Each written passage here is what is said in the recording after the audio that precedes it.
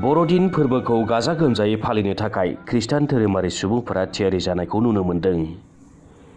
बेबायदिनो गसाइगाव महकुमानि सिङाव थानाय 1 नं बाजुगाव गामिनि गथायबारि NELC गिर्जाखौ समायनायै साजायदों बर'दिन फोरबोखौ गाजा गोमजायै खुंनो थाखाय।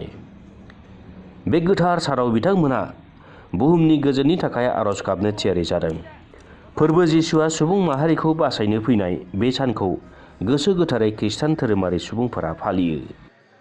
जोंनि रंजानायनि आसल उद्देश्यआ जाहैबाय जोङो ख्रिस्ट' सिबियारि साफ्रोमबो जे जिसु ख्रिस्ट'खौ फोथायो, बिनि गेजेरजों मोनसे बासायजानाय दं होननानै जोङो फोथायो आरो बिनि थाखायनो जिसु ख्रिस्ट'नि बे जोनोम सानखौ मोननायजों लोगोसे उन्दै उनला बोराइ बेन्थ' गासिबो रंजायो।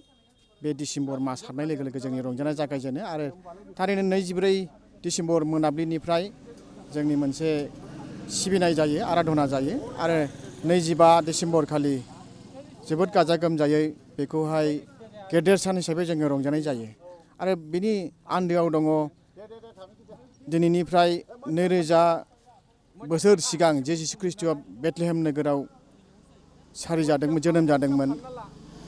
बे जोनोम जानाय समाव बासायग्राया फैबाय होननानै सुबुं माहारिया नाजावना लादों आरो बेबादिनो जोंबो ख्रिस्ट' सिबियारि जानायखाय जिसु ख्रिस्ट'आ जोंनि जिबनखौ बासायनानै इसोरजों लोगो मोनलायनायनि मोनसे राहा, बेखौ जों फोथायो। गसाइगावनिफ्राय सनाराम मुसाहारिनि रिपर्ट, समनि रादाब।